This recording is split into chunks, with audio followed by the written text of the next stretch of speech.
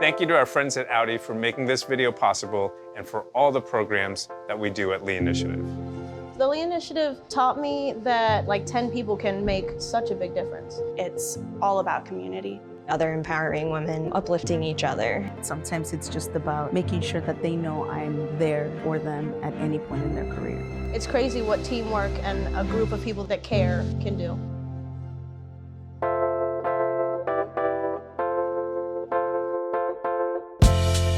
Cheers. Cheers. So this is a kind of sake. Makgeolli, so it's a rice drink, unfiltered, so you're gonna taste not only the alcohol part of it, but like it's cloudy, like you have the rice solids are in there. When I go to Korea, I drink this all the time. It's nonstop. You wanna order some dinner? Yeah. Yes, I do. All right, so how familiar are you with Korean food? Both of you. Not very. You're gonna show me the ways of Korean food. I'm gonna do my best. Listen, I trust Beverly. Okay. We were on Top Chef together. Let's just order everything off the menu. It seems like a small menu. This is how we do it. That's how we do it. Everything. I'll just have it all. Any Thanks so allergies, much. restrictions we should be aware of? Vegetarian. Okay, got it. On that note, I'm gonna just bring up a little blast from the past here. Okay. Sarah Spain, although we know her as a prominent sports writer, used to host a food show. I did. My Called first ever Chicago's TV gig, Chicago's Best. You ate meat. Oh yeah. Yeah, you ate a lot of stuff. You were eating like bacon and all that. So that wasn't, you weren't vegetarian back then. No. To be honest, it was usually cognitive dissonance for most of my life. I'm not gonna think too hard about what's actually happening and what I'm eating, I'm just gonna eat it. And then I watched a video of a little mini pig named Pickles, and his dad calls him in from the other room, Pickles, belly rub, and this little pig ran around the corner and then slipped and then slid into the room belly up to get the, and I was like, why do I not eat my dog, but I'll eat this pig that's like really smart? So I'll just take a break. And then I just decided, I'll just take a break from all of it, and that was 5 years ago. So I'll let Jeff take this one. Jeff, why do we eat pigs? Well,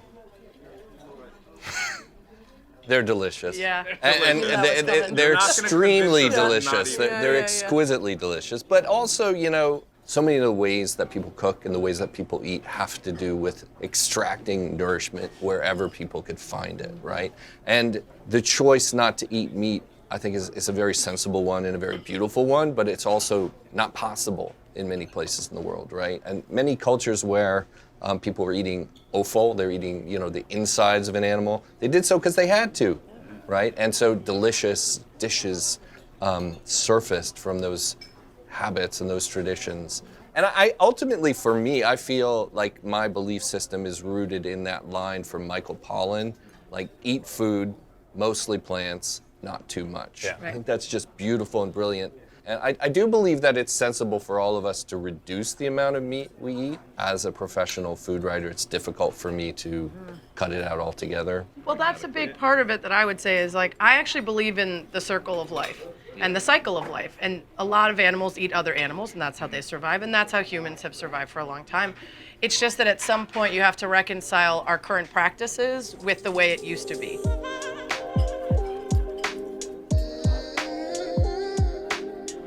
So this is the first course of the evening. So this is the gobengi muchim. There's gonna be some woks in there. Which is snails, right? Yep, sea snails. Woks, Yeah, some cabbage, carrots. There's gochujang, gochugaru, and then samyang noodles underneath it all.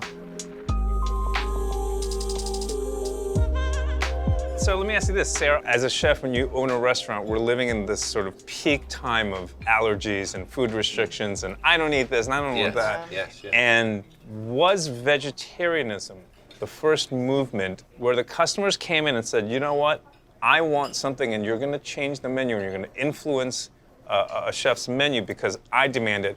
And did that open the doors for where we are now, where now every single person comes in and goes, well, fine, but I'm this, I'm that, I don't eat nightshade, I don't eat... I understand the frustration of chefs like having to accommodate all these different requests. But there is a little bit of, I think, give if you're paying for an experience that you should have, within reason, the ability to request. So there is a restaurant here called Ruckspin. It's no longer open. It was good and it was well received. But if you ordered a steak there, and this is when I used to eat meat, they would not serve it to you any way except for one way. You're in theory supposed to enjoy it because that's how the chef intended it. But for something like that, if you've eaten enough steaks, you know how you like them? I don't believe the customer is always right. But I do agree that there should be some sense of accommodation. And some of the best restaurants in the world will figure it out. So my response to that is, Yeah, I want to hear from the chef. would you go pay tickets to a Rolling Stone concert and then tell Mick Jagger how to sing his song? No. And so you shouldn't do that at a restaurant. Okay. Whoa. So I agree with that, but I also think to myself, you're not a food critic. You're not going to tell everybody that the chef screwed up and made your steak too cooked. That's what you wanted. Let's pretend you're on a job. You're here. You're eating. You're working. Let's pretend you have a job. No. and not believe just me. this like cushy life. Yeah. Like, what do you do? Like, Let's see life. The guy last night, somebody was like, "Well, you write for a living." I was like, "Oh no, I don't make a living at it." Believe me. So, as a food critic, do you ding a restaurant if they don't cater towards, whatever's in fad at the moment? Because part of your job is also to sort of have your finger on the pulse of what people want out of restaurants. Personally, I feel a little aggrieved that people have these belief systems now. I feel these belief systems about eating to some degree have replaced religion. They create some sense of control in people's lives. Like, I am gluten-free, dairy-free, vegan, and I don't eat nightshades. And you're like, okay. Yeah. But like, no. The answer is no, because what I'm looking for is places that do what they do really well. Like, you don't ding Willie Nelson because he didn't make a funk album. I've sort of tried to contextualize it as I'm always looking for the 3 C's in any restaurant, which are creativity, comfort, and cool. Some balance of those. Parachute is a great example of all 3. There's creative expression by the chefs, but there's also, it's not so far out, of the solar system that you're just eating weird experiments. There's some degree of comfort and sort of satisfaction to it, right? Elemental satisfaction. And also you're like, this is a pretty fucking cool place to be. So one of the reasons why I invited you guys to dinner together is I wanted to ask this central question, which to me there's something going on in the sports world and in the food world that overlap. And as we're going through Nachos in a helmet. I'm all about that. I endorse nachos. You think they have that here? You think we can order that here? Yeah, but Korean style. As we're going through this reckoning, Yeah. right? As we're writing about social issues in the food world, you're on the radio every day. You're on TV every day. You're funny. You're irreverent. You're smart. You got your stats down. You got your analysis down. You're witty. That is just one portion of it. And I think you do a really good job of balancing. I'm going to be entertaining. I'm going to be factual. But if you're going to bring up Deshaun Watson, here's my take, and I'm going to give it to you. Yeah. What does the food world need to learn about how you guys do it in the sports world? I think context matters, and I think intention matters, and I also think transparency. So I personally have a really difficult time glossing over things like sexual crimes in order to talk about how great someone's arm is. Other people do not want to talk about this, and they are more than happy to stick to the football side of things. I understand that not everyone's going to want the social issues with their sports. So I think there's a choice, first of all, but to just ignore it is how you allow enabling And that's when and it continues. continuation. Do you feel pressure to go in either direction? I do think there's this assumption, and may be true in covering sports as well, where the fans or the readers, they assume you're omniscient, right? They're like, how did you not know that chef was a bad actor? How did you not know that he was doing these terrible things behind the scenes? And I'm like, I hate to break it to you, but they don't tell us, right? Like, I mean, I will tell you, absolutely, that I have flown into cities, and people on Instagram have DM'd me, people have texted me and said, don't go there. And I factor it in. I will say that. I factor it in. And there have been times when I've decided not to go to that restaurant because, no, I don't want to be advocating for, egregious behavior. That's very, very important to how I view a place. It's not just the food.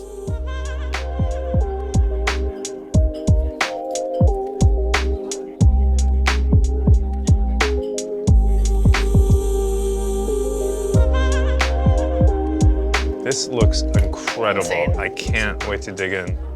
So Ed, I wanted to ask you about the Bosom Yes. because comes with oysters. Is that a traditional thing? Yeah, yeah. And you know, this is something that would be eaten on special occasions. Pork belly, braised, chilled, raw oysters.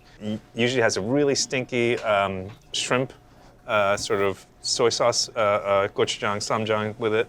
And then, yeah, you just wrap it up, make a lettuce wrap, Like and eat activity plate. The oyster is essential. And this, most Korean pancakes, it's a lot of flour, That's right. right? It Mixed looks more and then even, right? yeah, Less topographical. and it's more starchy. And this Vegetables is so are vegetable, and the vegetables thriving. are actually they're al dente, so you still have the crisp, the chew. Like there's some of it's chewy, some of it's still crispy. The peppers add a nice little heat, and then there's just enough binding to hold it together. Even though it's still in the traditional realm, it's a nice take on a pajang. It's really good.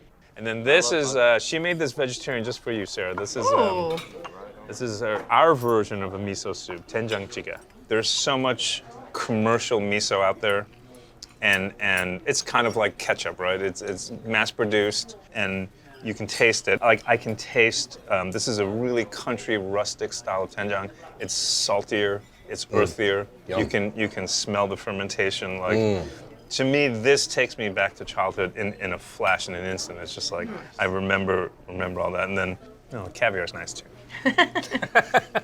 So bougie. All right, so I wrote an article a couple of years ago about food criticism, and I think some food critics thought I was attacking them, and I really wasn't.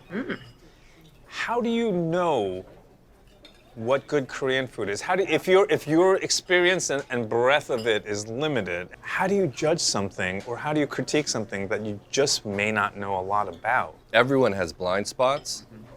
Everyone has things they're very familiar with and things they're ignorant about. I think it's important to own your ignorance, to ask a lot of questions, to be transparent, to be porous, essentially. If you don't know about something, you ask about, like, tell me the story of it. Tell me Well, about so that's what I want significance. to ask you, because I don't want to single you out It's as reporting. the It's straight like- old Right. white man. But like, how do you find that balance in your criticism and your work, where you've earned your position and your clout and your agency? But would it also be even more relatable and endearing for you to bring in somebody and to say, I actually consulted, instead of just doing the research behind the scenes, but to actually say, I brought someone with me, or in this case, I didn't feel it was possible for me to accurately discuss this. Yeah.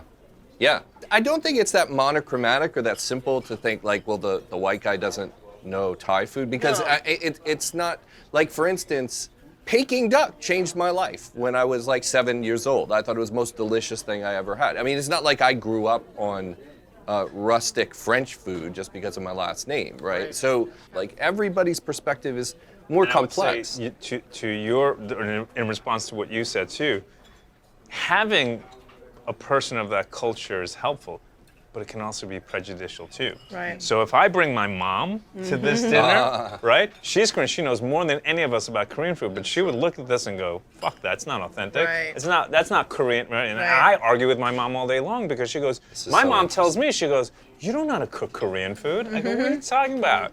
She goes, "That's not Korean food. Right. That's some shitty American version of Korean Well, food." There's this whole idea of grandmas being revered in food media and food culture, and it's like I've dined out in New York City at really excellent Italian restaurants with people from Italy, and they push the food away. They are like, nope, this is wrong. This is not how my nonna made it. Right. It's my grandma would never make it that way. It's wrong. You have this in sports too, right? Don't you have a whole Oh. group of audience people go, well, basketball is not being played the right way now, and Yeah. and the sport has changed. Bob Ryan and this of the is- Boston Globe, who's been at it forever, is on a show with me. And so it's great because you've got this guy who's literally decades and decades, but he hates the three-point shot. Yeah. He hates it. He doesn't respect and appreciate watching the Warriors. He can say it's great that Steph Curry can hit it, but the game isn't the same anymore.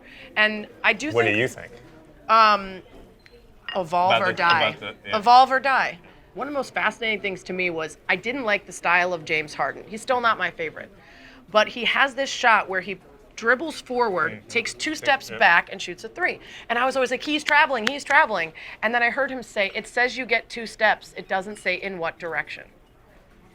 And so he's exploiting the rules so he can do Right, that. to do something that you just hadn't thought of, kind of in the way that they literally used to change the rules so that people couldn't dunk at 1st. They were like, whoa, whoa, whoa, dunk, what are we doing here? Shoot the ball. And so you have to then be willing to say the way I've always known it might not be the best. And then when it changes and it sucks, you can also say, hey, this sucks.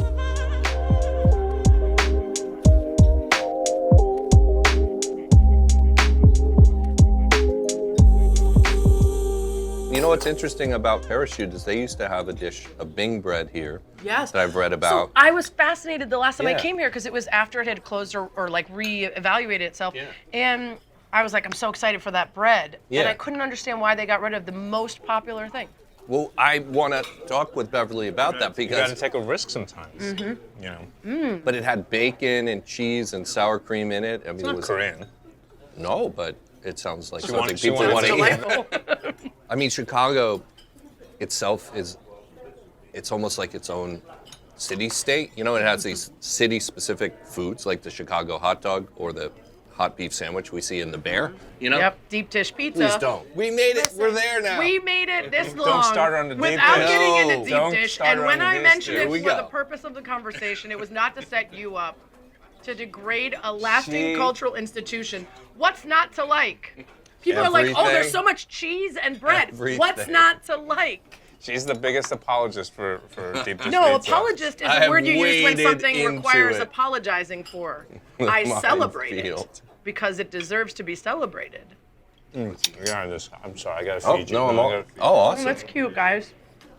This is what meat lovers do to each other. Just feed each other your meat. Isn't that good? With the So good. daikon Daikon. radish wrap? Better Also, than that's part of the activity plate. Yeah. Another thing I love about Korean food Is you feed each other. when I'm done. You know what? One thing I love about Korean food is I feel good after eating it. Like there's not a lot of bread. There's not like heaps of pasta or deep dish pizza or something like that where you leave You're Where in you bed leave for 2 days. satisfied? where you leave feeling bloated. We're gonna go out for deep dish pizza right Yeah, after hell this. yeah. Oh fuck. We're gonna do it. At Esquire, I help put together the best new restaurants list every year. I go around the country and look for the best new restaurants Tough in the gig. country. Well, it actually is. In some way, you know what? It's weird. I mean, I'm 55, and at one point I was concerned the job was going to kill me. I mean, I'll tell you, there was one week. This is true. I started the first day of the week in Asheville, North Carolina. The next day, inadvisedly, I drove to Birmingham, Alabama, to eat at Automatic Seafood and Oysters. The next day, I drove to Atlanta. Oh, geez. The next day, I flew to Miami. The next day, I flew to Austin, Texas. The next day, I flew to Los Angeles and appeared in Top Chef, actually. And the next day, I flew home. And in each town, Miami in particular, I think I had 6 or 7 meals. Right? So I came home and my wife was like, "You look awful." Ed and I went out in Washington, D.C. one night and had 3 dinners. And here's the crazy thing. So as a food critic, right? So I have to go to 3 dinners with this guy. Yeah. As a food critic, he's sitting there, no matter how delicious the food is, he'll take 2 bites and push the plate away. I try. And then you clean. And I'm just clearing because I you're like a can't lo- not long eat. reliever. I You was come in trying and to warn clean him. I up. was like, "Ed, you don't want to do that." And by the last dinner, I was in so much pain and just hunched over. And I'm like, I can't fucking eat anymore. Yeah.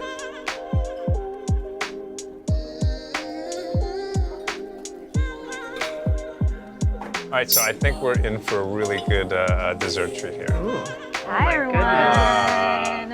And the chef herself. Beverly, before we even say, I just want to say, bravo. Oh, thank you. That meal was really stupendous. Loved it. Loved Thank it. you. Every bite. Oh, it's my pleasure to cook for you. What do we got here?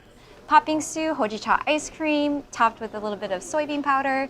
Inside, you got little treats like mochi and azuki beans that are sweetened, Miklug farm peaches, puff barley.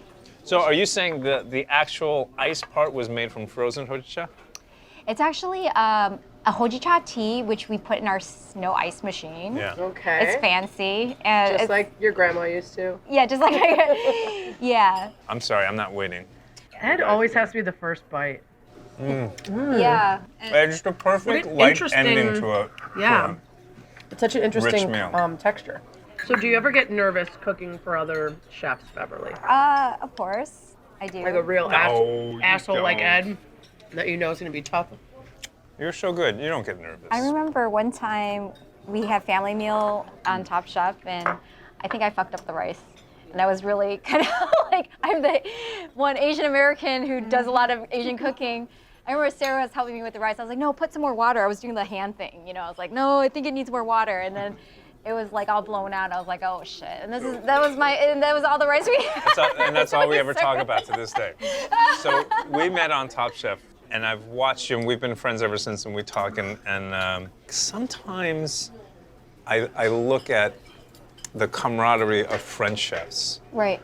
Or black chefs in America, or Latino chefs in America, and they have this incredible bond because they know what it's like to be other here. Yes. When we were kids, our food was considered weird, right? Right, so right. when we were like adolescents, Like the lunchbox syndrome. yeah, like I wasn't Yeah. going out and being like, look at my kimchi, right? Oh, it was like I tried to be as American. I was like, look at my peanut butter. you know? Right.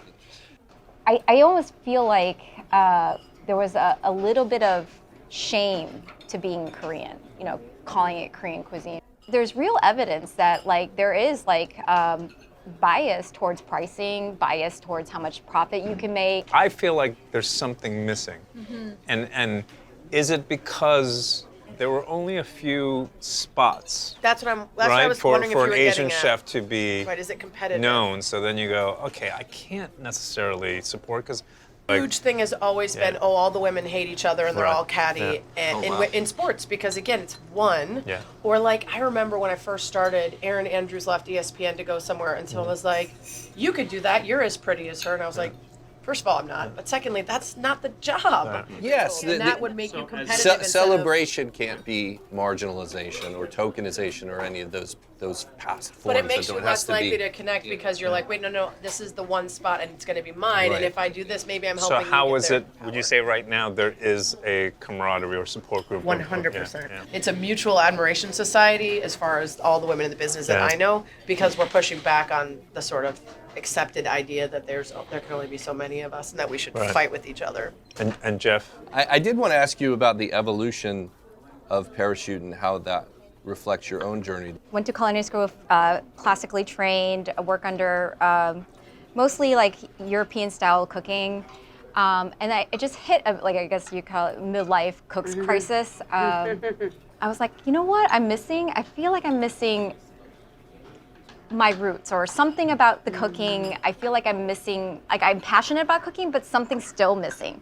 So then I went to Korea and Japan for about 2.5 months. And the food culture was so exciting to me that I came back to Chicago, like, this is what I want to do.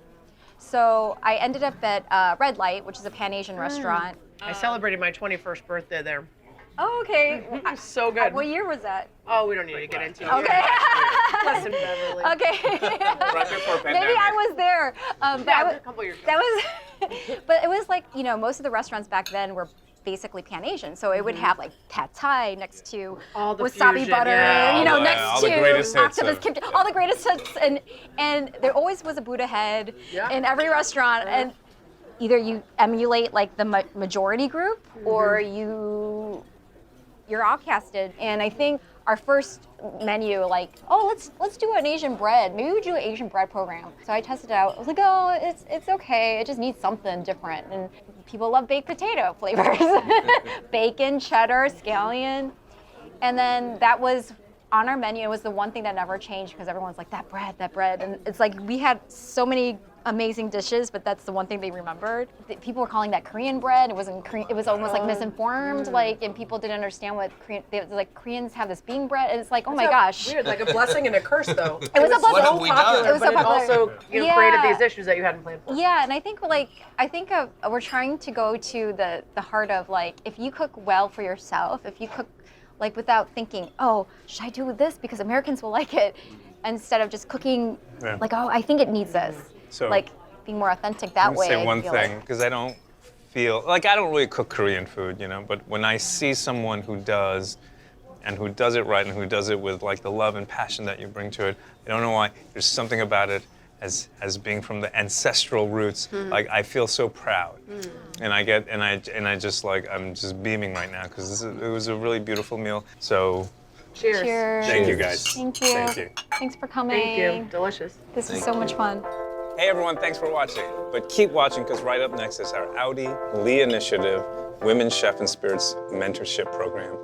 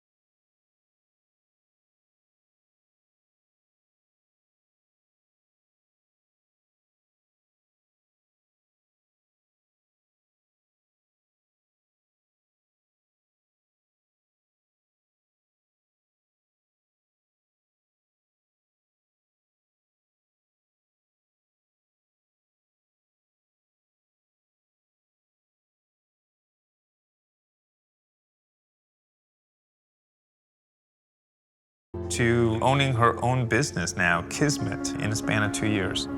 When you applied for the Lee Initiative, was the program what you thought it would be? Like, did it play any role in you getting from being a pastry chef to owning your own restaurant? I think it did because with the Lee Initiative, they have an awesome mentorship program. So I was with Nina in Louisiana. I've seen a lot of owners who just own the restaurant and then they come in and do their little thing and then you never really see them most of the time. But with Nina, she was there calling out tickets, expoing the line, on the line. It was amazing to see and I wanted to be that involved with my kitchen as much as I could.